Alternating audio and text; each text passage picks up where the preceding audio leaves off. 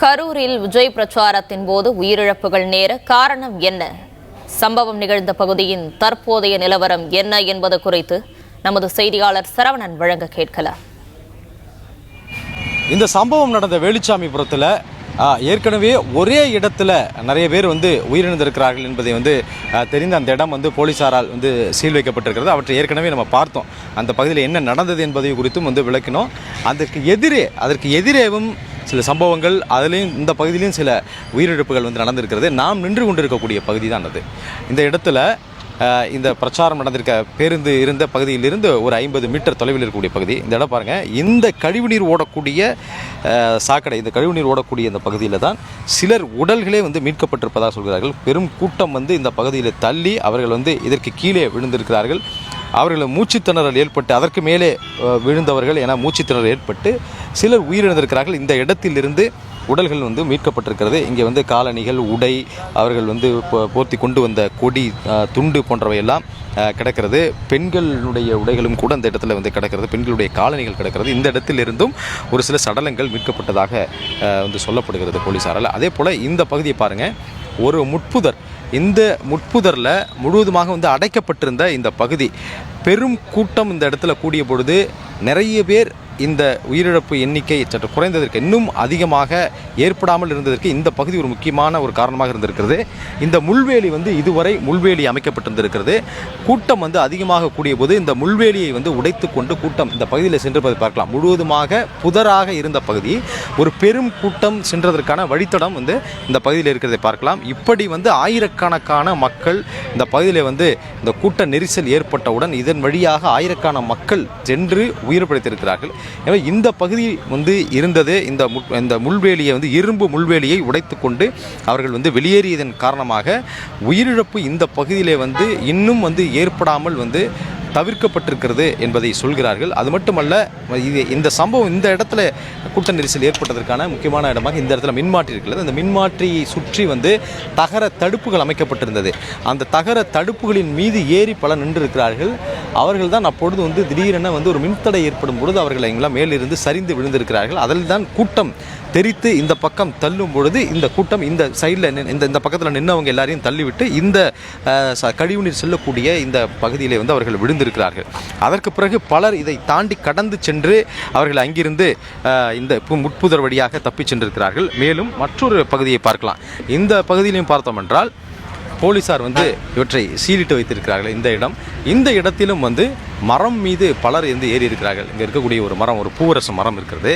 இந்த மரத்தில் பார்த்தோம் என்றால் இதில் ஒரே நேரத்தில் அளவுக்கு அதிகமான கூட்டம் இளைஞர்கள் இந்த மரத்தின் மீது ஏறி நின்றிருக்கிறார்கள். உச்சி வரை ஏறி நின்றிருக்கிறார்கள். அதற்கான தடயமெல்லாம் இருக்குது பாருங்கள். இந்த இடத்துல கிளைகள்லாம் உடைந்து இருக்கிறது, முறிந்து இருக்கிறது.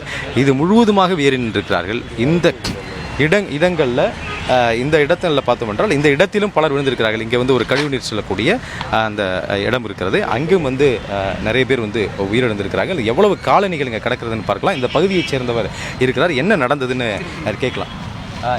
இந்த இடத்துல என்ன நடந்ததுங்க, நீங்கள் பார்த்தீங்களா? அது என்ன நடந்தது? அந்த விஜய் பேசுகிறப்ப ஆம்புலன்ஸ் இருந்துச்சு. அதனால் கும்பல் எல்லாம் இந்தட்ட வரப்போ இங்கே போகிறதுக்கு வழி இல்லாதனால எல்லா கும்பலும் இதில் வரப்போ இங்கே இருந்த சாக்கடை வெளியே வந்த மக்களுக்கு தெரியல. அதனால் எல்லோரும் சாக்கடையில் விழுந்துட்டாங்க. இதில் வண்டியை பைக் 2 வீலராக நிறுத்தியிருந்தனால எல்லாம் அது மேலே ஏறவும், மற்ற கும்பல் அவங்க ஒருத்தர் மேலே ஒருத்தர் ஏறவும், கைகால் உடைய, மயக்கம் போட, இந்த மாதிரி ஆனாலும் ஆம்புலன்ஸ் நிறைய வந்துருச்சு. இங்கே எவ்வளோ நேரம் கழித்து அவங்களை மீட்க முடியும்? இந்த இடத்துல இருந்து எவ்வளோ நேரம் கழித்து மீட்டாங்க? ஒரு அதிகபட்சம் ஒரு 10 நிமிஷத்துக்குள்ள மீட்டாங்க. ஒரு 5 நிமிஷம் 10 நிமிஷத்துக்குள்ள வந்துருச்சு. இந்த மரத்து மேலெல்லாம் ஆட்கள் இருந்தாங்களா? அவங்க யாரும் கீழே மரத்து மேலே ஒரு 10 பேர் பக்கம் இருந்தாங்க. நீங்கள் இப்போ எதுவும் பார்த்தீங்களா? அந்த ஆப்போசிட் சைடில் நிறைய பேர் உயிரிழந்தா சொல்கிறாங்க. அது எப்படி நடந்தது? நான் இந்த மாடியில் தான் நின்றுட்டு இருந்தோம். விஜய் வண்டி இங்கே நிற்கிறப்ப அந்த வண்டிக்கோசரம் எல்லா கும்பலையும் தள்ளுறப்ப அந்த கும்பல் அந்தட்டம் போகிறப்ப வழி இல்லாதனால எல்லாம் அந்த தகரத்து மேலே பசங்களை ஏற ஆரம்பித்தாங்க. அது லேசான தகரனால எல்லாம் உழுக ஆரம்பிச்சிருச்சு. கீழேயும் கும்பல் இருந்தனால அதனாலையும் கொஞ்சம் நிறையா பேருக்கு காய ஏற்பட்டுருச்சு. அவங்க ஆம்புலன்ஸ் இங்கே வரதில்லை, நைட்டு ரொம்ப நேரம் கழிச்சு வரதில்லை, எது சிக்கல் இருந்தது அங்கே? அதெல்லாம் இல்லை, ஆம்புலன்ஸில் உடனே நிறையா வண்டி வந்துருச்சு. சரியான சிக்னலோ சரியான டவர் இல்லை. எல்லாத்துக்கும் ஆம்புலன்ஸுக்கு நாங்கள் இங்கே தான் இருக்கிறோம். ஃபோன் போகுது, இங்கே யாருக்கும் டவர் இல்லை, ஹலோன்னு தான் சொல்கிறோம்.